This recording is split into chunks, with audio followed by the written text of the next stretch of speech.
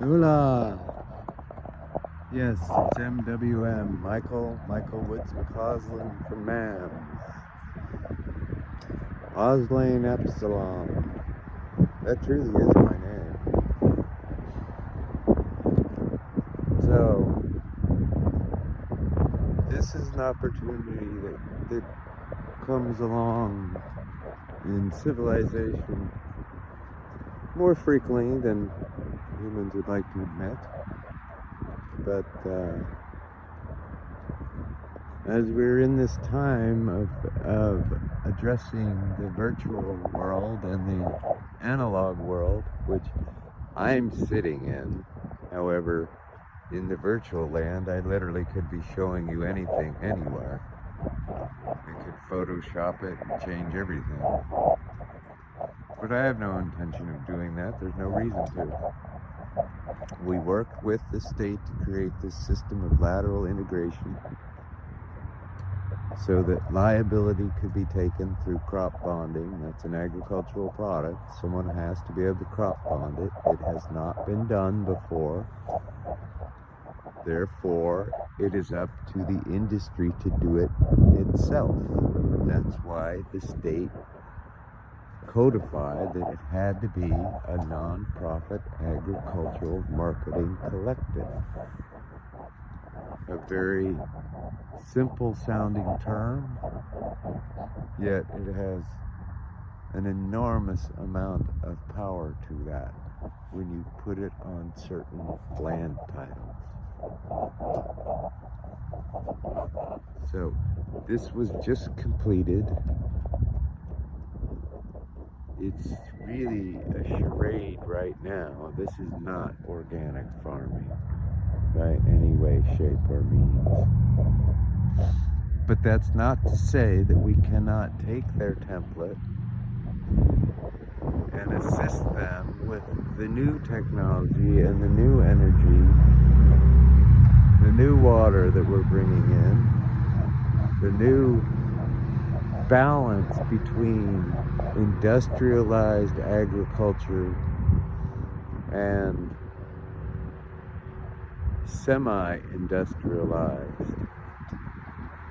And I say that gingerly, since what I'm talking about is monocropping that was brought up the other day. That hemp is bad for monocropping. No, monocropping is not inherently a bad system. It's rotating your crops through that makes the difference. Very similar to employees. You want to keep them moving along so that you keep their creativity up and rolling. So, this is a microcosm. The parks that are held in trust are all those mountain ranges, all those valleys that you really can't see. It's very deceptive. All the way down the Diablo Range, which that runs all the way from King City up to Northern California, the Cascades, all of that. It's really one big system that was carved out through electromagnetic discharge. With that said, there are enormous amounts of natural resources and wealth sitting under all of these titles. One of my passions is the Constitution.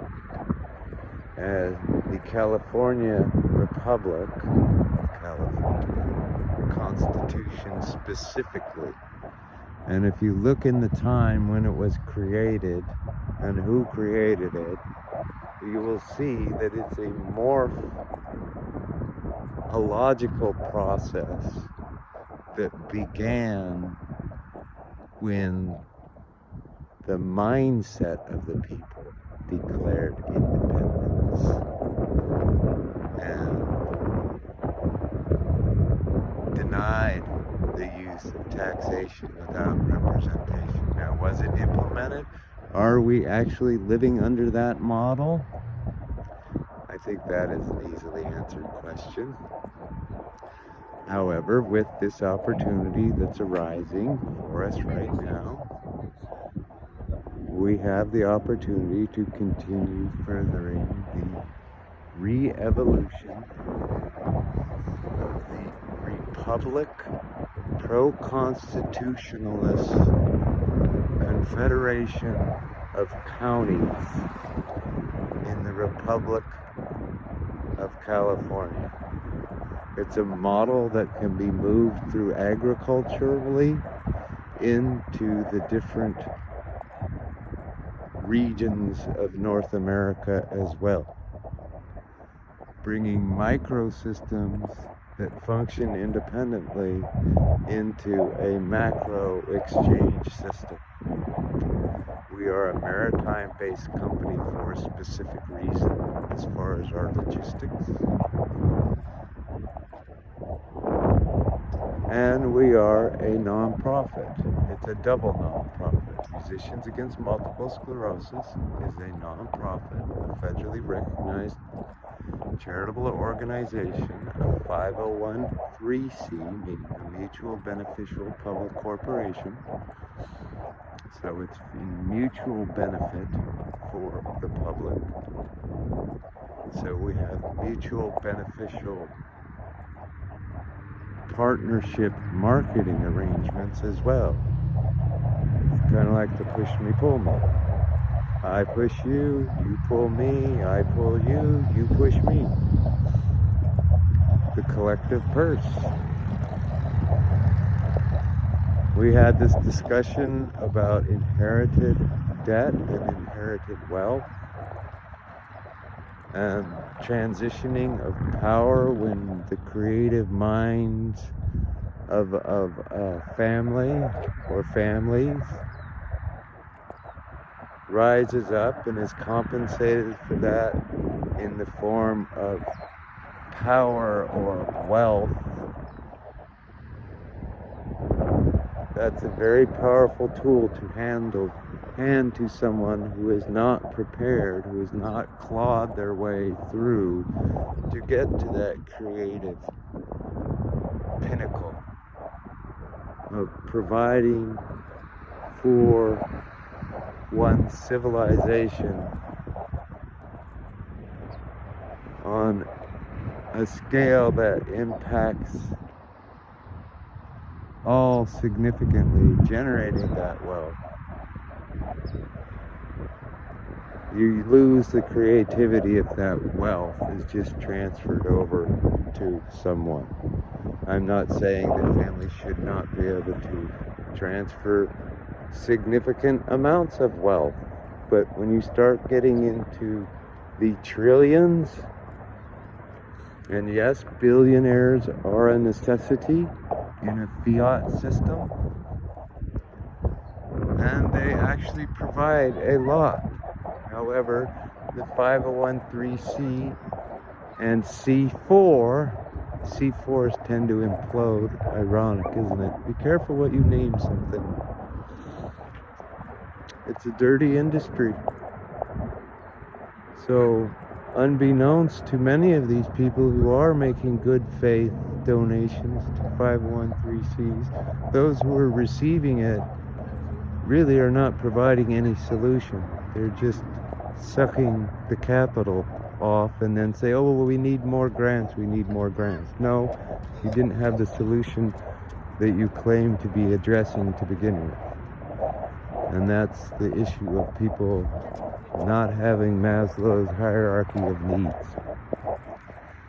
There is no reason on a biosphere that is this plentiful and the ability to communicate and expand true literacy that any of us should be starving or should be dying out in the cold. Many of you have heard that I worked at the cuckoo's nest. Yes, I did. And it was questionable who should have the key at those places. The asylums were no longer asylums. They turned into places of torture and scientific Mengele type behaviors. However, within that even was a golden thread that I found. And that is the agricultural component that they ran at the state asylums, and they interacted with the state prison system, which that's a whole nother mess. Agriculture is the solution. We're getting them all off the farms, now we're taking them back to the farms. We refer to them as cycles of life communities. Retrofitting and rebooting requires bringing them out and engaging the herd once again. Just as agriculture and the model we're utilizing engages both the consumer and the producer into a cooperative relationship. So, an agricultural collective and a cooperative membership added to it. That's why under our Articles of Incorporation it states that we do fundraising for R&D into the treatment modalities available for multiple sclerosis and the other syndromes that are similar to that. Syndromes. It's a toxic response syndrome. These neurological states of disease or dis-ease that many are suffering unnecessarily from. So it sounds like an audacious, ridiculous, it'll never happen. No, it is happening. We wrote the laws. Whether I fall on my face or not, agrotech is the only way you're bringing this industry back into a standardized format with liability, track and trace, and a product that is safe for people to take, produce, etc. Eco-neutrality, and our technology is here. And it is sonic. So, shout out to all you guys. With Eric K and DJ, I look forward to seeing you soon. One love, Mike.